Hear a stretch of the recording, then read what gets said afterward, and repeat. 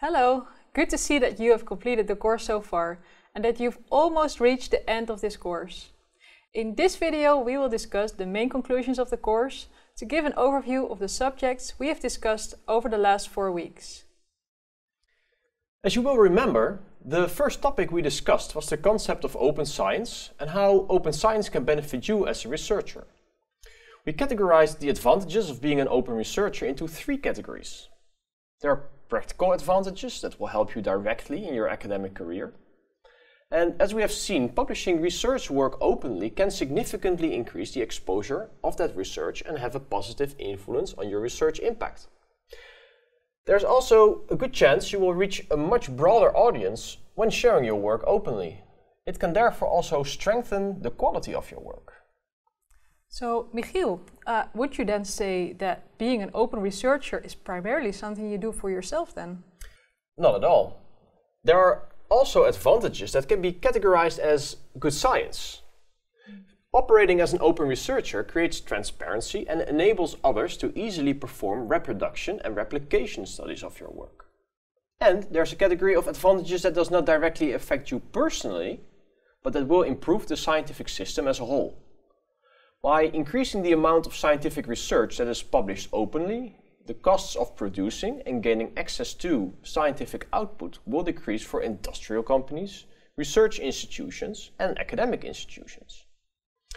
So, Anneke, maybe you could give us a recap of week 2 of the course.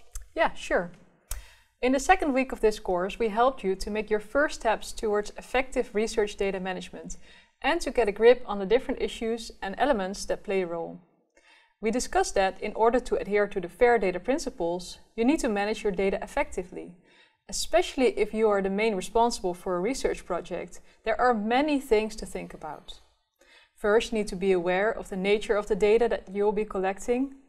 And moreover, you need to think about how you can safely store and back up the data and how you will document your data in such a way so that others can understand and reuse it. And furthermore, who should be able to access the data? With whom you will share it, who can manipulate it, and how will you preserve and archive your data. So, to conclude, you need to be a multitasker and have skills related to each of these data management activities. So, this means that you have to think about the steps of effective research data management even before you have actually started the research? Exactly. So, moreover, if you are collaborating with others in your project, you need to have their agreement concerning the data management plan. Thank you, Anneke. So, Nicole, you discussed the subject of open access publishing in week 3 of the course. Could you describe the main takeaways from this week? Yes, of course. The third week of the course was dedicated to open access publishing. We helped you to understand the open publishing landscape with the diamond, gold and green roads. We discussed the advantages of open access publishing and we have invalidated various misconceptions about it. We also explained copyright differences between open access journals and subscription-based journals. But you did not just discuss how to publish open access, right? How about where to publish? Yes, we have provided you with some tools to be able to make well-considered choices of journals for the next publication and how make sure it will be accessible for everyone. By following these steps, you will reach a greater audience and gain more impact. So let's talk about the 4th week of the course, where we discussed research impact and increasing your research visibility. Using different types of media can help you deliver your message to lots of different audiences. Make sure that your work is open, so people can access it and study it. For example, you can use your institutional website, LinkedIn and ResearchGate profiles, Twitter, SlideShare, vlogging, or you can even start a massive open online course like this one. If you want people to know and read about your research, it helps to find different ways of telling them about it. And of course, it is also a valuable way of finding out what your peers are doing. But more importantly, you want to know what the effects of your social media efforts are. So that's where next generation metrics come in.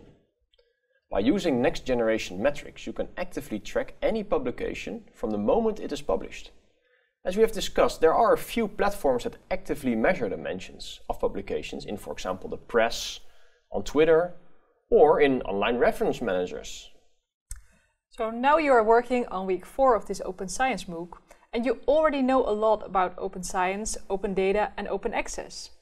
So this allows you to complete the MOOC. But if you want to master these topics even more and gain in-depth insight into how researchers can be supported maximally to practice open science principles, you should definitely follow the optional 5th week about virtual research environments.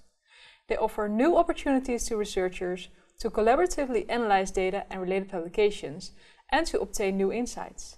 And you can also choose to follow it partly and select the elements that you find most interesting, since this module is optional. I hope to see you again in week 5 of this MOOC.